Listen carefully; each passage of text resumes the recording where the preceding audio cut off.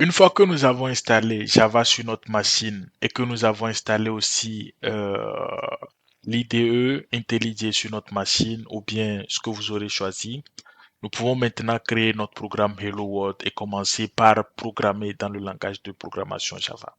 Et donc pour ce faire, à la base, on va commencer de façon basique. Vous pouvez cliquer sur New Project ou Nouveau projet et vous aurez en fait un modal comme ça qui va s'afficher à vous et qui va vous indiquer plus ou moins le lieu, le nom du projet qu'il souhaite donner au projet, le lieu où il souhaite stocker comment l'appelle-t-on, stocker le projet. Si vous voulez que ce soit, vous voulez créer automatiquement un repo Git, qu'est-ce que vous voulez utiliser? Est-ce que c'est Maven, Gradle? On verra ça bientôt dans nos activités. Quelle version de Java vous souhaitez utiliser pour pouvoir faire vos activités? Et si vous souhaitez plus ou moins avoir une version de générer du code d'exemple, tout ça dans votre projet. Et donc là, sélectionnez, assurez-vous de sélectionner au niveau de l'onglet de gauche Java, plus ou moins, et de rentrer un nom de projet que vous voulez donner au projet. Donc moi, je vais donner Hello comme étant le nom du projet et puis cliquer sur Create. Donc, une fois que vous cliquez le bouton Create, vous allez voir que l'IDE va plus ou moins vous sortir une interface comme celle-ci. Et là-dedans, vous avez un dossier qui est le dossier SRC qui vous permet en fait de rédiger du code sous Java. Et donc, on peut faire clic droit sur ce dossier et créer notre premier fichier Java qu'on va appeler le fichier Hello. Donc, on choisit ici classe pour le moment et on fait entrée. Donc là, nous venons de, comment l'appelle-t-on, de créer une nouvelle classe qui est la classe, euh, qui est la classe, qui est la classe Hello. Et là-dedans, nous allons rajouter une structure de base qui va nous permettre en fait d'afficher le message Hello World à l'écran pour l'exécution de notre premier code Java. Et donc pour ce faire, on va générer une méthode qui est la méthode main. Vous voyez en fait, je vais vous parler de bientôt de la structure, mais pour l'instant sachez que euh, la méthode principale c'est la méthode main en Java. Et donc après on va en fait mettre un affichage de Hello World dans comment l'appelle-t-on, dans la méthode et sauvegarder en réalité le fichier. Donc jusqu'à présent, ne vous en faites pas en fait de ce que vous voyez comme du charabia plus ou moins. On va expliquer dans tous les détails ces éléments-là. Et donc, une fois qu'on a en fait rédigé cette classe, on peut maintenant venir dans l'invite de commande, aller dans le dossier et lister plus ou moins. Donc, vous voyez que là, nous avons un dossier qui s'appelle Hello. Et si nous allons dans le dossier Hello, nous avons évidemment le dossier SRC. Si nous allons dans le dossier SRC, on peut lister et voir qu'on a le fichier hello.java. Et on a plusieurs manières d'exécuter du code Java, mais je voulais d'abord qu'on voie les étapes, comment les étapes se passent euh, dans la vraie vie, c'est-à-dire dans la ligne de commande, dans une invite de commande, avant de faire la même chose avec l'IDE. Comme ça, vous comprendrez mieux le process. Et donc, comme nous l'avons dit dès le début, Java est un langage hybride. Il est à moitié compilé et à moitié interprété. Ça voudrait dire que la première étape de transformation du code Java, de votre code Java, c'est la compilation. Vous devez le compiler d'abord. Et une fois que vous le compilez, vous pouvez maintenant l'exécuter. Et donc, l'outil de compilation de Java, c'est Javac, comme Java Compiler. Donc, pour compiler le fichier Hello World, hello.java dont nous venons de créer, on tape tout simplement javac hello.java et on fait entrer. Vous allez voir que après avoir fait entrer, si on liste le dossier, il y a deux fichiers maintenant dans le dossier. Il y a le fichier hello.class et il y a le fichier hello.java. Donc le fichier hello.class en réalité, c'est le résultat de la compilation du fichier hello.java. Si on fait par exemple cat hello.java, si on fait cat hello.java, vous allez voir que c'est du texte qu'on peut comprendre. Mais par contre, si on fait cat hello.class pour lire le contenu du fichier hello.class, vous verrez que c'est plus ou moins un charabia qui n'est pas vraiment très compréhensible par nous en tant que humains qui en fait code en Java. C'est en quelque sorte du code que la machine peut comprendre et exécuter. Et donc, si nous revenons en fait au fichier, une fois que nous avons compilé le code Java pour obtenir le fichier class, on peut maintenant l'exécuter en tapant juste Java Hello. Et on fait entrer et vous voyez que nous avons à l'écran le message Hello World que nous avons voulu en fait afficher. Donc voici un peu la manifestation des étapes. Premièrement, quand vous prenez un code Java, vous le compilez avec l'utilitaire de compilation Javac pour obtenir du bytecode. Et ensuite, le bytecode qui est stocké dans le fichier .class, l'exécutez à travers la commande Java dans un environnement Java. Et donc, ça, c'est un zoom sur comment ça se passe de pas à pas.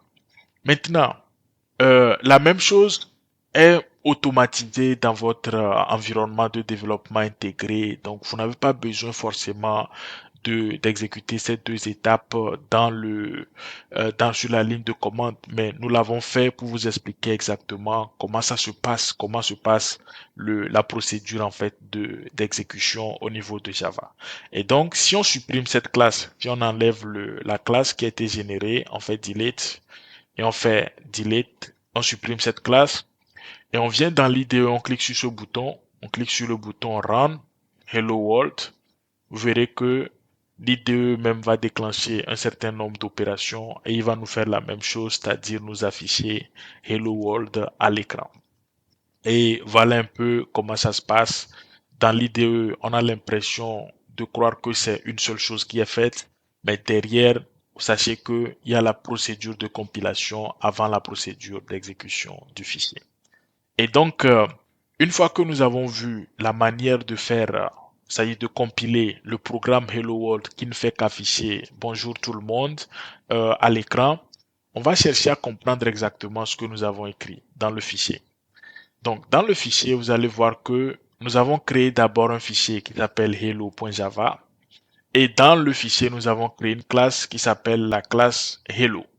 Public avec les structures public, class, hello. Et dedans, nous avons créé une fonction qui s'appelle la fonction main. Et dedans, on a en fait voulu afficher à l'écran, c'est ce que fait l'instruction system.out.println, le message hello world à l'écran pour que cet affichage-là soit en fait affiché dans la console. Alors, comme je vous le disais, pour cette première ligne, en Java, tout est objet. Java est un langage de programmation orienté objet. Et il y a un concept en Java qui dit que en Java, all is object. Tout est objet. Mais nous verrons bientôt que la notion de tout est objet a quelques exceptions pour les types primitifs comme les entiers, les nombres, etc., etc. Mais lorsque nous arriverons à cette étape, nous allons parler de ça. Et donc, Java est un langage de programmation orienté objet. Pour pouvoir créer un objet, vous devez définir la structure de l'objet. Parce que l'objet, c'est en quelque sorte la manifestation de la classe. Et donc, pour pouvoir créer un objet, vous devez d'abord créer une classe. La classe, c'est un peu comme, si je vais vous donner un exemple pour débuter, pour comprendre, la classe, c'est un peu comme on dit l'homme. L'homme, c'est en fait, ou bien les hommes, c'est en fait la classe. C'est-à-dire quand on suppose que quand vous êtes un homme, plus ou moins, vous avez une tête, des yeux, des cheveux, vous avez certaines caractéristiques. C'est ça votre classe, c'est votre classification. La classification, c'est un peu comme le groupage des hommes. Donc on peut dire, en fonction de si vous avez certaines caractéristiques, vous êtes dans la catégorie des hommes ou dans la classe des hommes. Maintenant, euh, Par contre, si on prend par exemple Marc, Marc, c'est un objet. Pourquoi? Parce que Marc, c'est le concret d'un homme. C'est-à-dire, c'est un homme dans la vraie vie. Et donc, il a un nom, c'est Marc. Il a une taille, c'est peut-être 1,70 m. Il a ceci, il a des caractéristiques bien connues. C'est la même chose aussi du côté des langages de programmation. La classe décrit de façon abstraite la notion, un groupe d'objets qui partagent les mêmes caractéristiques, les mêmes fonctionnalités, etc., etc. Et l'objet, c'est en fait la manifestation concrète de cette classe, c'est-à-dire de cette classe-là, c'est-à-dire un exemple bien concret, vivant de ce concept.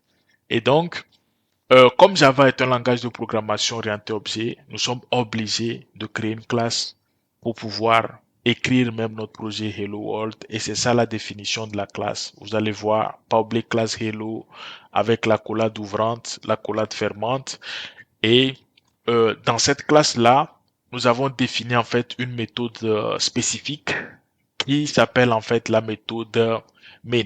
On va vraiment parler de tout ça lorsque nous serons à l'étape des fonctions, mais sachez que la méthode main, c'est une fonction. Une fonction, c'est un peu comme une boîte noire. Vous lui passez des valeurs et elle vous fait des calculs et plus ou moins vous avez des résultats à l'écran. Et l'instruction pour pouvoir afficher quelque chose à l'écran Java, il y en a plusieurs, mais l'une de ces instructions-là, c'est system.out.println et vous passez le message que vous souhaitez afficher. Donc, voilà un peu à la base comment l'appelle-t-on, la structure de notre premier programme Java. Maintenant, la méthode main, c'est une méthode qui a un nom spécial. Et ce nom spécial-là signifie que nous sommes au point d'entrée de notre programme Java. Alors, c'est quoi un point d'entrée? Dans beaucoup de langages de programmation modernes, après bien sûr l'assembleur, comme le C, C++, Java, je crois aussi le C Sharp, etc., il y a une notion, il y a une notion de point d'entrée dans le programme. Et le point d'entrée, c'est en fait le lieu où commence en réalité l'exécution du programme. C'est comme la porte d'entrée où la machine, c'est par là que la machine va commencer par exécuter en réalité votre programme. C'est la notion de main. Donc en C, vous avez la notion de main, point d'entrée principal. En C++, vous l'avez.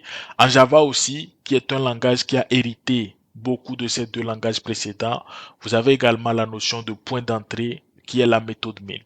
Alors, pourquoi je vous parle de ça? Parce que quand vous voulez comprendre le programme que quelqu'un a écrit, il suffit de commencer par fouiller la méthode main. Vous commencez d'abord par voir comment l'exécution se déclenche à partir de la méthode main. Et donc, vous aurez une idée de comment l'ordinateur va procéder pour exécuter tout le code. Et donc, comme je vous le disais, le main a une signification spéciale pour le compilateur. Et donc, ça l'indique que c'est le point d'entrée du programme. Vous voyez, ici, nous avons par exemple le bouton play, nous avons aussi le bouton play ici. Mais si nous changeons par exemple le nom de la méthode en Toto, vous voyez, on a perdu le bouton ici. On n'a plus le bouton. Donc ça voudrait dire que, en fait, l'IDE ne comprend pas en fait, c'est pas une méthode particulière. Mais si nous revenons et nous mettons encore main ici, vous voyez que la mécanique commence par se déclencher, ça reconnaît ça comme étant une méthode main et puis ça nous laisse la main de pouvoir cliquer dessus et exécuter le programme parce que c'est bien sûr le point d'entrée. Si on fait main par exemple test, l'IDE ne reconnaît plus en fait comment l'appelle-t-on, cette implémentation et donc c'est une méthode bien spéciale dont nous avons besoin d'utiliser pour pouvoir faire nos activités. Ça, c'est ce qui concerne la méthode, la fonction main. Mais nous allons parler vraiment plus en détail de ces concepts lorsque nous serons à l'étape des fonctions. Donc, actuellement, nous parcourons uniquement les fonctionnalités.